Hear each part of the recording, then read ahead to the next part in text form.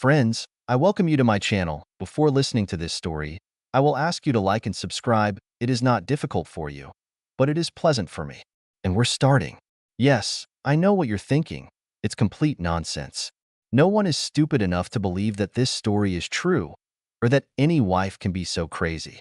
But I have a copy of the conversation itself, which I will share with you upon request. It really needs to be heard to believe that a woman can really be so stupid. Yes, the voice message is real and ended our marriage and everything that was sacred between us. There was no way I was going to stay her lover and live with her betrayal. Her delusion cost her everything. Let me tell you something about myself before I let you read the transcript of this voice message. Maggie and I got married right after graduating from high school. We were inseparable, and we both knew that we would always be together. Our families were close, and we never dated anyone else throughout high school. We both attended a private religious school and came from families with strong Midwestern values. Maggie and I even took a vow of virginity just to give ourselves to each other on our wedding night. Try not to judge. I know it's not a common practice, but it was part of our upbringing. At the tender age of 19, our wedding was organized by our two families. All our friends and relatives were going to celebrate our love and our special day. The wedding was to take place in the same church that we attended throughout our childhood, and the reception was held in the Veterans Hall. It was a typical Midwestern-style move. None of our families had much money, and at that time we enjoyed the simple things. The best weddings are simple, without pretense, with lots of beer and dancing. So, a week before my wedding, my friends had a bachelor party, which became a turning point in my marriage. It was a great evening at one of our favorite pubs, and then we went back to Kevin's house to have some more fun after closing. The guys chipped in and hired several strippers to diversify the entertainment at Kevin's house. At that moment, I was already at the limit, and I hardly remember what happened until the end of that night. The next day, I woke up in some kind of bed, naked and unsure of what had happened. But to my horror, one of the guys who was jealous of our relationship eventually texted Maggie with a photo of the action. I didn't know anything about this photo until I saw Maggie later that day. She greeted me with a strong slap in the face and cursed me on the porch of her parents' house. She announced that the wedding was off and that she wanted me to leave and never talk to her again. It took everything I had to get her to talk to me the next day, and after hours of apologizing and assuring me that I had no idea what had happened, she finally stopped yelling at me and only looked at me with pure hatred. It looked like the wedding was off, unless I came up with some kind of miracle. Our last conversation went something like this: "Billy, the only thing we had was that neither of us had ever been with another person, and now I'm the only one who can say that. You broke our promise to save yourself for me, as I did for you. This fact will stay with me forever. Don't you understand? I would never do that, Maggie. I swear. My idiot friend set this up, and now I'm being punished for something I never wanted to happen. Well, that's how it was. What should we do? I don't know. Do you want to get even and be with someone else before the wedding?" She slapped me hard again. It was starting to get annoying and painful. "How dare you talk to me like that? I'm not some cheater who just sleeps with someone like you do." "Damn it, Maggie. I didn't sleep with her, and it wasn't my fault." It lasted for several hours, and finally, at midnight, we hugged and kissed for the first time in 2 days. We cried in each other's arms and finally ended the event, with one exception. "Billy, I'm going to tell everyone that the wedding is going to take place, but only if you agree to let me get even." "What do you mean, get even?" "Not today and not sometime in the near future, but one day I might want to have a bachelorette party or maybe dance with some other guy. A one-time cheating pass, if it ever falls out. I don't want this to happen, but I feel like I need a choice to be on an equal footing in this situation. So anytime in the future, if you want a boyfriend, do I have to let you?" "Yes, just once, just like you. Like I said, I don't want anyone else and I know it's never going to happen, but I need it to feel like somehow we're even after you let that girl do these things to you." After hours of pleading, lack of sleep, and headaches, I gave up. I believed that she had asked for this to teach me a lesson and feel that we were even now. I knew I had nothing to worry about. We never talked about it after that night, and everything went back to normal. The wedding went off without a hitch. The guy who sent this photo to Maggie, for some reason, did not come to the wedding, as he was in the hospital with 2 broken legs and a concussion. Obviously, My best man Harley was unhappy with his decision to try to disrupt my wedding. You don't disrespect the guys in our group without knowing what the consequences will be. Our next 7 years were magical. Our love grew stronger and stronger, and we remained inseparable. I completed courses at a local university and earned a degree in computer engineering, where I learned a lot about blockchain technology and cryptology.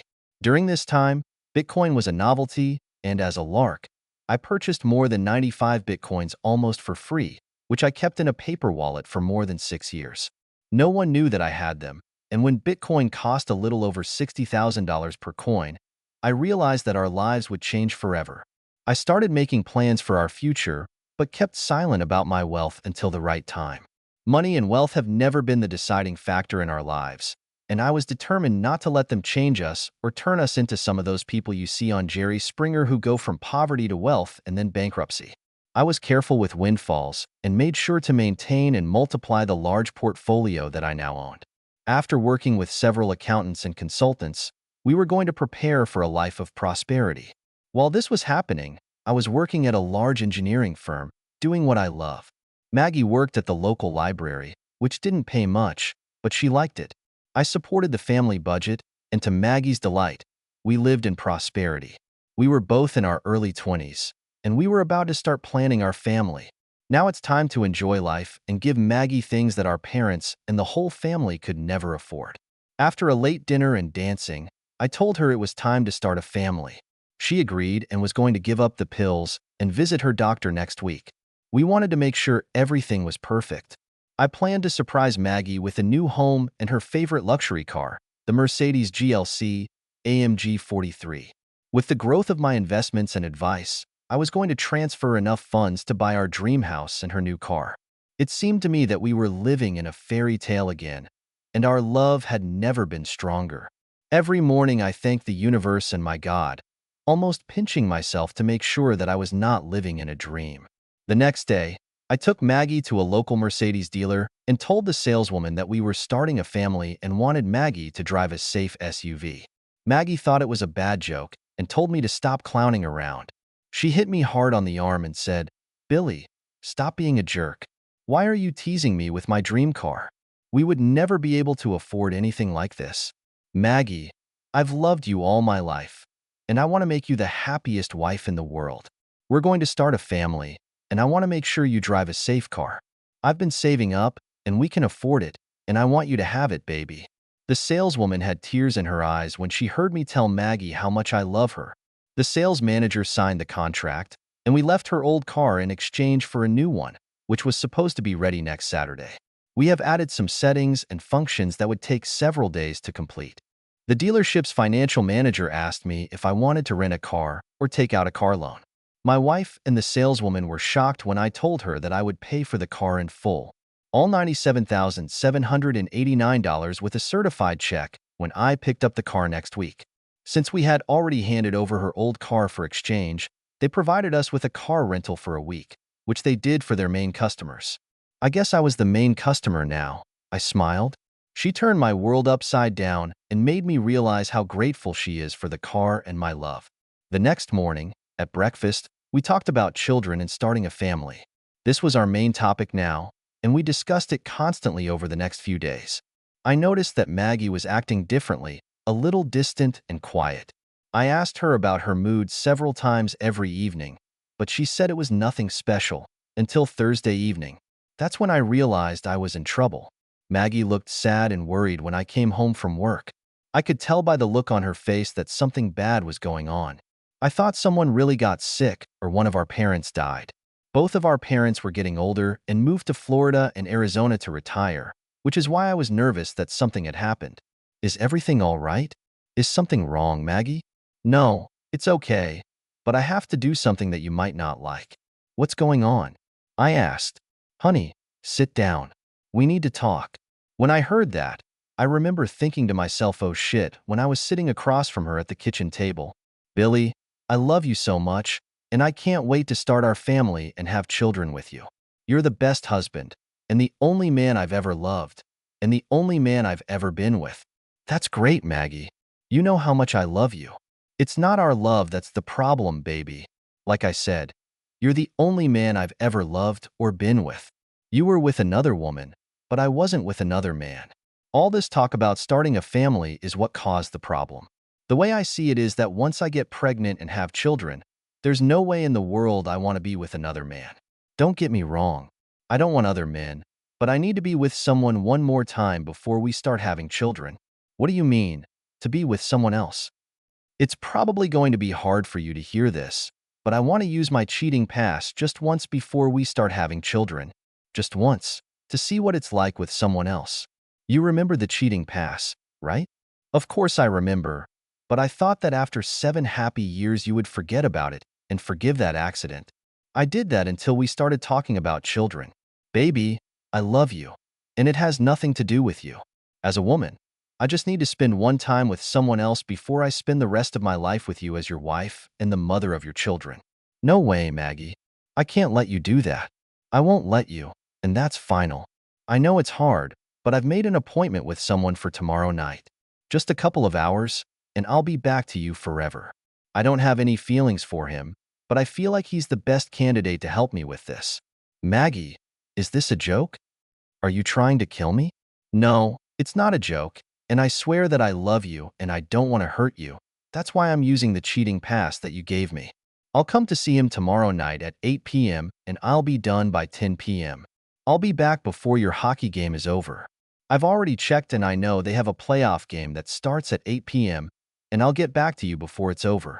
Maggie, I know I gave you this pass, but I never thought you'd use it. I don't want you to do that. And I didn't want you to have sex with her either, but it's too late. You owe me a favor. Just 2 hours, and I'll be back, and only yours forever. Look, you started this with that cheater, and you promised me a one-time pass if I married you.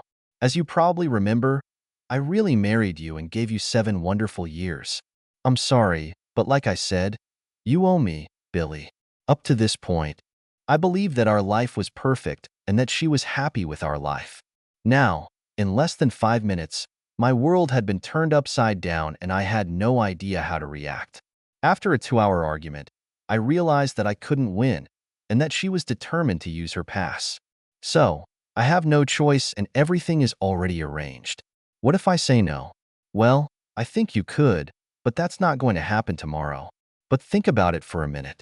It'll piss me off, and I won't feel like we're even anymore. Maybe I'll do it and not tell you.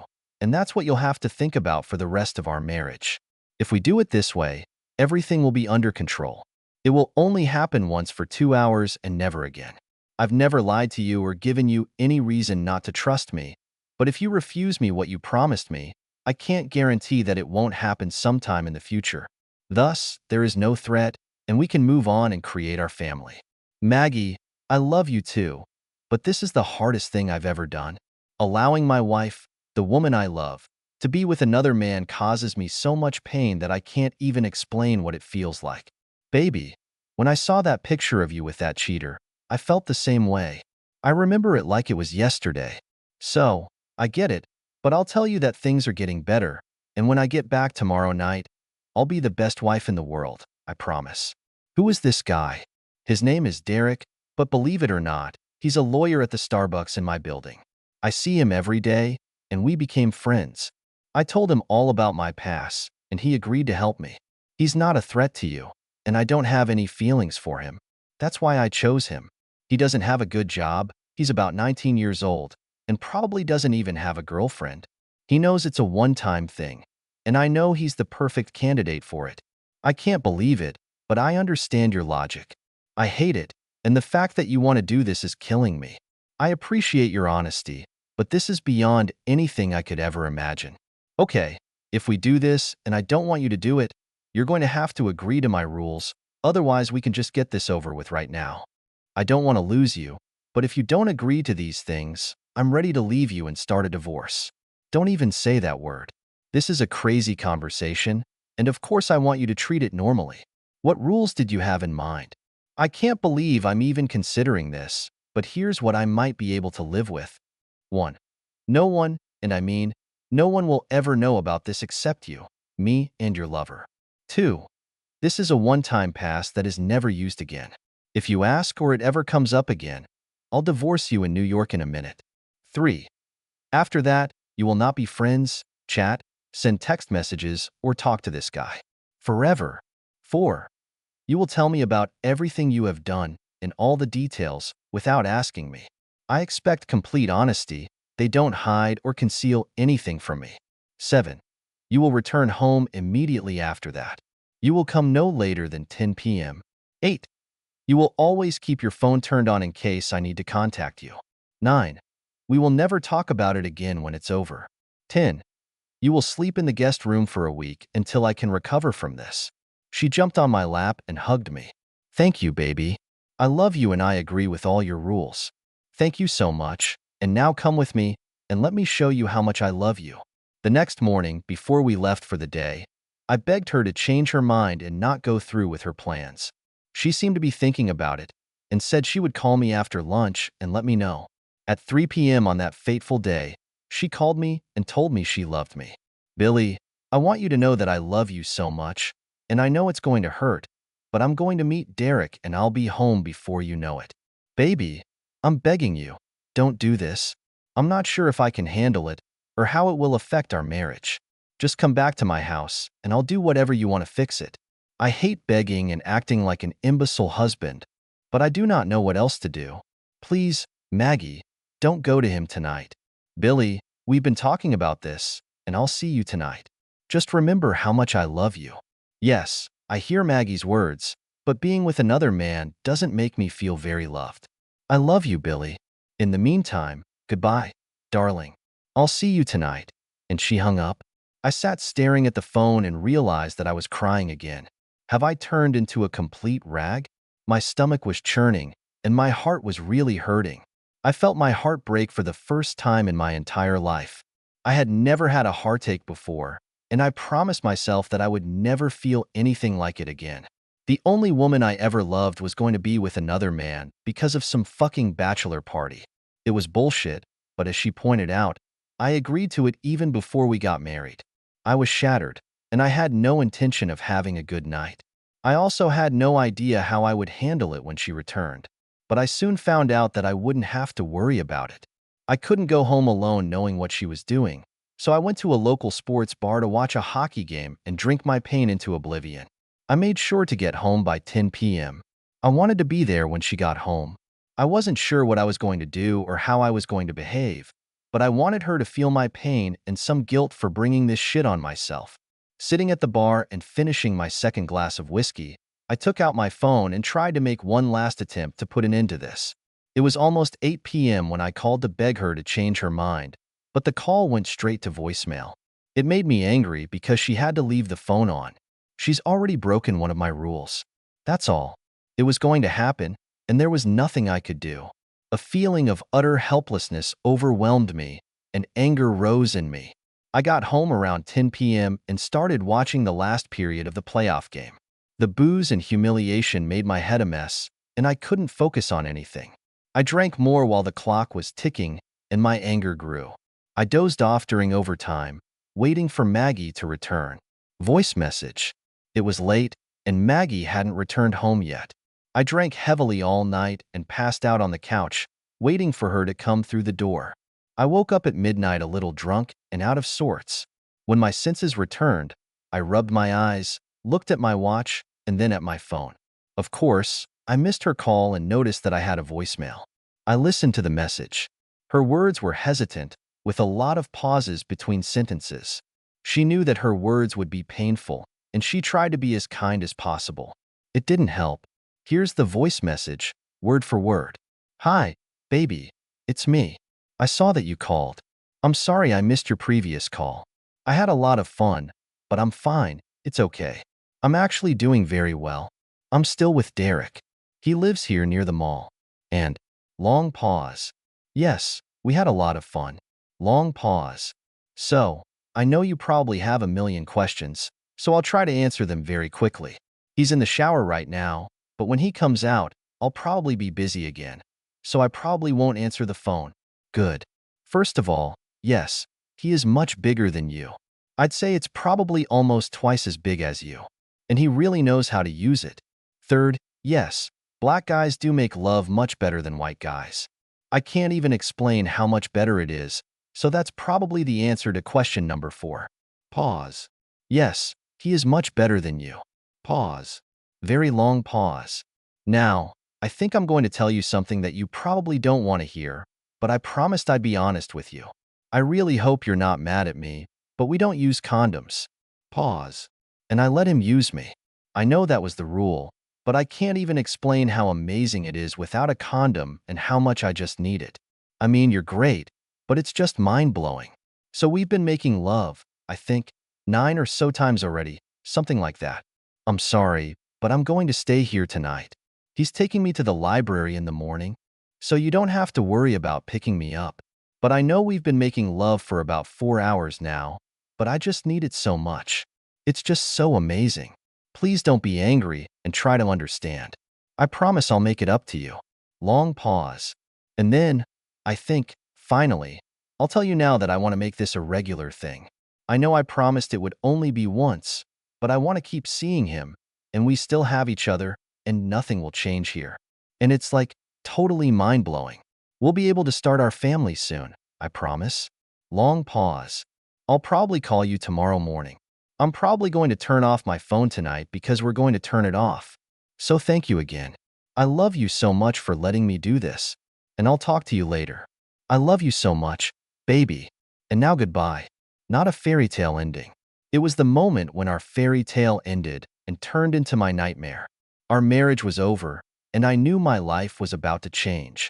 I sent an email to my boss informing him that I would be away for a few days due to urgent family matters. Fuck him. If he didn't like it, then fuck them all. Suddenly I sobered up and got angry. I could feel the blood flowing through my veins, and my heart was pounding wildly in my chest. It was another feeling that was new to me, but I used anger and fury to give strength to my actions. I didn't sleep that night, and by 7 a.m. my F-150 was loaded with 3 suitcases full of clothes and 5 boxes with my files, computers, and all my personal belongings. She will soon find out about the consequences of her actions. She gave up everything. From our future family, from the luxurious life, and from all the years of love that I showered on her. For what? Damn, I hate myself for letting this happen. Early the next morning, I saw several calls from her and immediately blocked her number. I didn't have to tell her anything, and talking to her would only make me furious again. Besides, I was too busy packing my things and I didn't have time to waste. I wanted to get as far away as possible and disappear from her life before she returned home. I drove north to Lake of the Ozarks for 6 hours, and during the trip I was able to rent a lake house. A week on the lake in this quiet place was just what I needed. It was 3 p.m. when I checked in, and suddenly I was desperately sleepy. Once I was settled in my room, I was going to sleep for a few hours and then have a good meal. Then I would try to get my head back into the game. Later that evening, I turned on my phone again. I've had dozens of text messages and calls. Obviously, Maggie had no idea about my anger or that I would react like that. I later found out that an hour after I left, she returned home and entered the kitchen. That's when she saw the note, my phone, and my wedding ring on the table when she finally returned home from her fest. She had no idea that I would leave her like this, and she really believed that I would understand her wishes. Panicking, she took my note and started reading it. Maggie, we're done, and here's why. 2. You turned off your phone and I couldn't reach you. 3. You were going to leave at 10 p.m., but you spent the night with him. 4. You gave him your ass that you promised me. 5. It was supposed to be a one-time thing, but now you want to continue. Now don't be shy. It's all yours. Because of this, we are finished. You can keep my wedding ring as a keepsake. Don't bother looking for me, because I'm gone and no one will find me. Since you feel so wonderful with Derek, feel free to move in with him. The apartment is paid until the end of the month. That is, when the lease expires. I am glad that I waited for the extension for another year. You'll either have to sign a new lease or move in with your new toy. You can forget about the new car. There's no way I'm paying for it now. You will need to return the rented car to the dealership and pick up your old car if they haven't sold it yet. I have not withdrawn any money from a checking or savings account. You can keep it for yourself. That's probably enough for you for about a month if you're really frugal. Don't forget, now that I'm gone, you'll have to pay for all the utilities, food, and other expenses. All our joint credit cards have been canceled. Now you're on your own. It's time to grow up. I'll be quitting my job by phone on Monday, wherever I am, and you'll need to get your own health insurance. Children? Not with me. This will never happen. Maybe your big black lover can fill this part of your life. You can file for divorce or not. I don't care. In my opinion, we are no longer married. You might as well apply for retirement, and it will be official in a year. I've always loved you, and I'll miss you. But I can't live with the woman who left me this message last night. I do not know who she is, but she will not be a part of my life. I will never become a cuckold. You took advantage of me, and what happened without my knowledge more than 7 years ago. I hope you're happy with your decision to destroy everything we had together. Instagram, Facebook, Twitter, WhatsApp. In case you don't remember what you said in the voice message, I posted a link to the post on my Facebook, Instagram, Twitter, WhatsApp. After our friends and family hear this, I'm sure they'll understand why I left you. I hope you enjoy hearing about your betrayal and the demise of our marriage. I hate what you've done, and I wish you a life of regret and suffering. Billy. Maggie's thoughts. She took out her phone and clicked on the voicemail link. Hearing her own words, she couldn't stand it and fell to her knees. She was heartbroken and very sorry for what she had done. Because of the weed and the wine, she lost control of the situation. The feelings she expressed were sincere, but she regretted the way she explained it in the voice message. She would never have done this if she thought Billy would leave her. She screamed and wailed for an hour. Finally, after an hour of tears and pain, she posted a lengthy apology in response to his post. She wanted Billy and everyone else to see that she was sorry and wanted him back. Billy did not return to social media after posting his last note. She thought to herself that if he had read her words, he might have changed his mind and given her another chance. This shouldn't have happened. Sometime later, during that week, Billy decided that he needed to get as far away as possible. After quitting his job and talking to his financial advisors, he arranged a trip to spend the next 2 months in Hawaii, the very place where he was going to take Maggie as an unexpected vacation. Billy sent Harley, his best man, the name of his truck and a place to pick it up as a thank you for his friendship. He explained that he was going to leave for a long time. He also sent his new email address to stay in touch. Harley did keep in touch with Billy and told him what happened after he left town. Maggie begged him to tell her where Billy was, but to no avail. When Maggie returned the rented car, she found out that her old car had already been put up for auction. The dealership was angry that there would be no sale and refused to give her any money for the exchange, explaining that the money would go to rent a car that they had provided for rental. She will have to hire a lawyer to try to get him back, but without any funds, it will be difficult. She tried desperately to contact Billy, but no one knew where he was. Her mom and dad were angry at her actions, but offered her to move in with them if she wanted to come to Arizona. She was trying to keep the apartment in the hope that Billy would come to his senses and come back. Maggie now worked 2 jobs to make ends meet. She never realized how expensive it was to pay for everything, because Billy always took care of all the expenses. She finally realized that her childish need to get even was a very big mistake. After a year of not hearing from Billy, she realized he wasn't coming back. She dated a few guys, but she would never again experience the kind of loving relationship she had with Billy. She missed him very much and cursed herself for using this stupid past to cheat. 2 years later, the marriage broke up and they were both free again. Thanks to his knowledge of cryptocurrencies, as well as financial investments, over the next few years, Billy's account grew to a solid $28 million. He was now living in his new Hawaiian beach house on the island of Kauai with his 21-year-old wife. It was the house he wanted to buy for Maggie before she went crazy. Kelly, his new love, was over the moon with happiness and would never want to get a pass for cheating. Just to make sure, he forced her to sign a prenuptial agreement to protect herself from unexpected infidelity that could happen in the future. While Maggie struggled to make ends meet and find a good man who would love her again, Billy began a new chapter in his life filled with love and happiness. Some of you may say that Billy should have shared his hidden wealth with Maggie, or at least given her support. Remember, before this happened, Billy intended to give Maggie everything and not hide his blessings, but everything changed. Being generous after the night she made love to some other guy would have been a sweet gesture, however, in Billy's opinion, Her betrayal destroyed every ounce of love he felt for her. No, in his opinion, she got what she deserved. A life without his love and a lot of regrets, just like Billy wanted her to. One day, still living a sad, lonely life and stuck in her small town, Maggie saw an interview on TV with a man she recognized as Billy. Yes, Billy, her ex-husband. She jumped to her feet and stood right in front of the TV screen. CNN interviewed Billy about his Save the Children Foundation at his big beach house in Kauai with his wife Kelly and their daughter Abigail. It was then that she realized how much she had ruined everything. After years of not seeing or hearing from Billy, the image of his new family hit her hard. When she found out about his success and how he became a philanthropist thanks to all his wealth, she couldn't stand it and cried crazy tears. Yes, she was a broken woman, and all because she wanted to get even. Then she remembered a quote from one of her favorite authors, John Southard. "The only people you should get even with are those who helped you." She would try her best to remember that if she ever got the chance again. End.